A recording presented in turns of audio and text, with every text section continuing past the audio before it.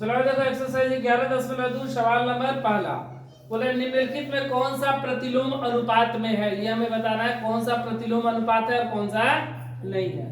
जैसे पहला बोले किसी कार्य में लगे व्यक्तियों की संख्या और उस कार्य को पूरा करने में लगा समय।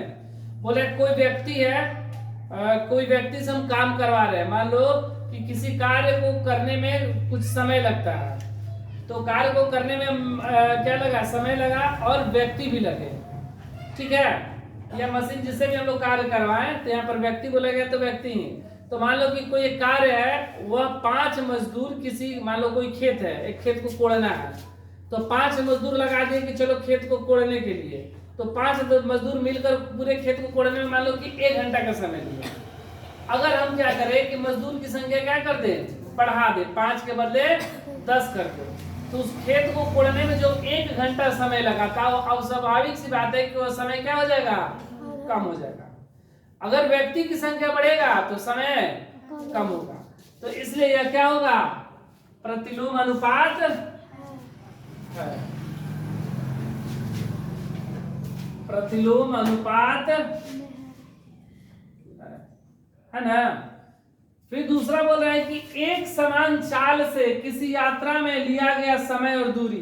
बोल रहा है गाड़ी का स्पीड एक समान है, गाड़ी का स्पीड एक समान है, चाल ना बढ़ रहा है ना घट रहा है, और उसे कहीं जाना है तो जाने में जो समय लगेगा उसमें कोई अंतर नहीं होगा।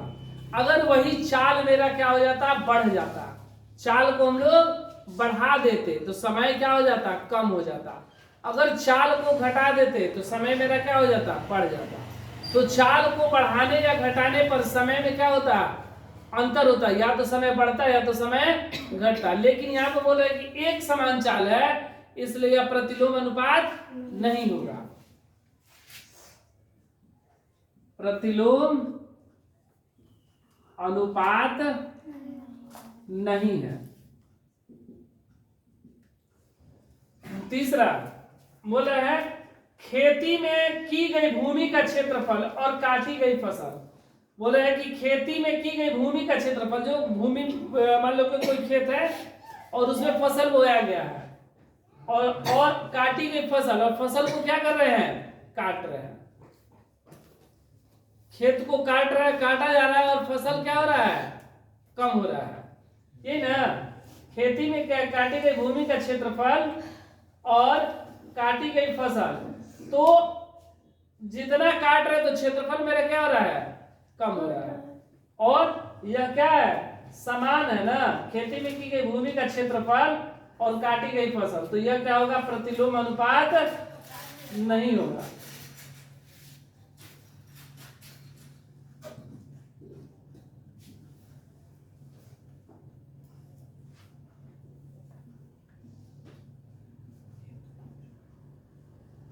तो बोले एक निश्चित यात्रा में, यात्रा क्या है, निश्चित है, मेरा निश्चित दूरी है, मान लो कि यहां से हमको जाना है 100 किलोमीटर की दूरी। निश्चित यात्रा में समय और वाहन की चाल, समय और वाहन की चाल, यहाँ पर क्या है, दूरी निश्चित है, दूरी क्या है, निश्चित है, 100 किलोमीटर जाना है। बोला समय और वाहन की चाल, तो अगर समय बढ़ेगा तो वाहन की चाल घटेगा, अगर समय कम होगा तो वाहन की चाल बढ़ेगा, तो यह क्या होगा, प्रतिलोम अनुपात होगा।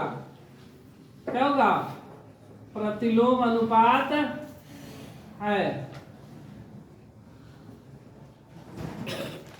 बोला किसी देश की जनसंख्या और प्रति व्यक्ति भूमि का क्षेत्रफल।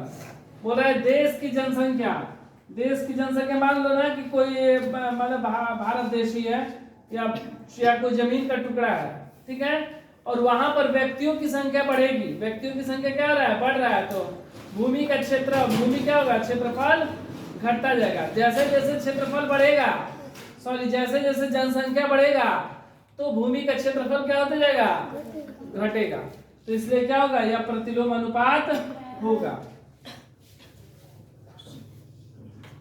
प्रतिलोम अनुपात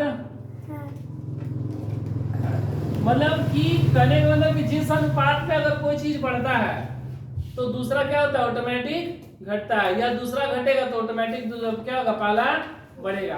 अगर ऐसी स्थिति होता है तो वह प्रतिलोम अनुपात कहलाएगा।